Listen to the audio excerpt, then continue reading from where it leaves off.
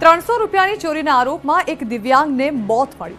મંદિરમાંથી ચોરી કરી હોવાનો હતો આરોપ।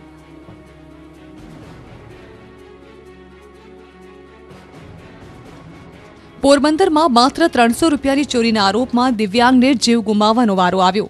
શ્યામ પર આરોપ હતો કે 31મી જાન્યુઆરીએ તેણે બોખીરા વિસ્તારમાં આવેલ વાછરા દાદાના મંદિરમાંથી 300 રૂપિયાની ચોરી કરી છે।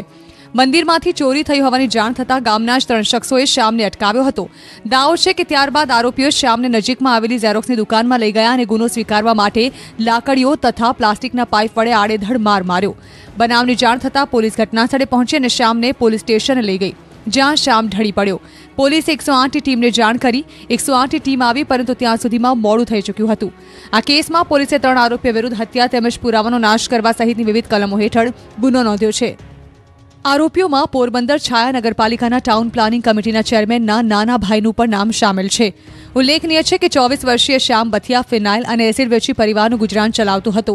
શ્યામનું આકસ્મિક મોત થતાં તેનો પરિવાર શોકમાં ગરકાવ છે અને ન્યાયની માંગણી કરી રહ્યો છે। ભાવનગરમાં પોલીસે લંપટ શિક્ષકની ધરપકડ કરી। સગીર વિદ્યાર્થીની છેડતીના આરોપમાં આરોપી જેલ હવાલે। ભાવનગર પોલીસના સકંજામાં આવેલો આ શખ્સ વ્યવસાય શિક્ષક છે। ભાવનગર પોલીસે સગીરાની છેડતીના આરોપમાં શિક્ષકની ધરપકડ કરી છે। ઘોડાસર પોલીસ સ્ટેશનમાં શિક્ષક વિરુદ્ધ પોસ્કો હેઠળ ફરિયાદ નોંધાઈ હતી, જે બાદ પોલીસે આરોપી શિક્ષકને ઝડપી લીધો હતો। આ અંગે પોલીસે જણાવ્યું કે ખાનગી શાળામાં શિક્ષક તરીકે નોકરી કરતો શખ્સ છેલ્લા 17 વર્ષથી પોતાના ઘરે પણ ધોરણ 5 થી 12 સુધીના ટ્યુશન ક્લાસ ચલાવે છે। આરોપ છે કે થોડા સમય પહેલા ક્લાસીસમાં આવતી ધોરણ 11ની 2 વિદ્યાર્થીનીઓ પર શિક્ષકે નજર બગાડી હતી।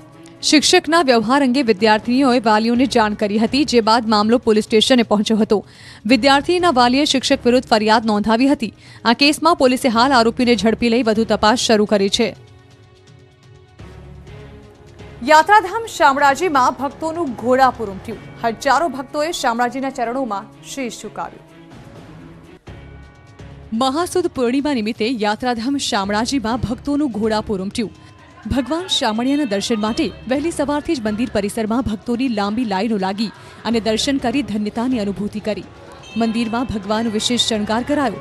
શામળાજીને સોનાના આભૂષણો અને સફેદ કોટનના વાઘા પહેરાવાયા હતા, જ્યારે નિજ મંદિરને પણ ફૂલોથી સજાવાયું હતું। પૂર્ણિમા નિમિત્તે અનેક ભક્તોએ મંદિર પર ધજા ચડાવવાનો પણ લહાવો લીધો। દિવસ દરમિયાન હજારો ભક્તોએ ભગવાનના ચરણોમાં શીશ ઝુકાવ્યું અને આશીર્વાદ મેળવ્યા। તો આજે માઘ પૂર્ણિમા નિમિત્તે ડાકોરમાં ભક્તોનું ઘોડાપૂર ઉમટ્યું। ઠાકોરજીના દર્શન કરી ભક્તોએ ધન્યતા અનુભવી। માઘ પૂર્ણિમા નિમિત્તે ખેડાના પ્રસિદ્ધ યાત્રાધામ ડાકોરમાં ભક્તોનું ઘોડાપૂર ઉમટ્યું। સવારથી જ ડાકોરમાં કોણ છે, રાજા રણછોડ છેના નારાથી મંદિર પરિસર ગુંજી ઉઠ્યું। વહેલી સવારે મંગળા આરતી માટે ભાવિકોની કતાર લાગી ગઈ। 50,000થી પણ વધુ ભક્તોએ મંગળા આરતીનો લહાવો લીધો। આ ઉપરાંત શણગાર આરતીમાં પણ મોટી સંખ્યામાં ભક્તો ઉપસ્થિત રહ્યા। શણગાર આરતીમાં સોનાની પિચકારીથી ભક્તો પર કેસુડાના પાનનો છંટકાવ કરાયો। સપ્તરંગોથી રાજા રણછોડ અને ભક્તો વચ્ચે રંગોનો છંટકાવ થતાં ભક્તો ખુશીથી ઝૂમી ઉઠ્યા હતા। માઘ પૂર્ણિમા નિમિત્તે ઠાકોરનો ખાસ શણગાર કરાયો। ચતુર્ભુજ સ્વરૂપમાં શંખચક્ર, પદ્મગદા, રત્નજડિત મુગટથી ઠાકોરજીનો શણગાર કરાયો હતો, જેમના દર્શન કરી ભક્તોએ ધન્યતા અનુભવી હતી।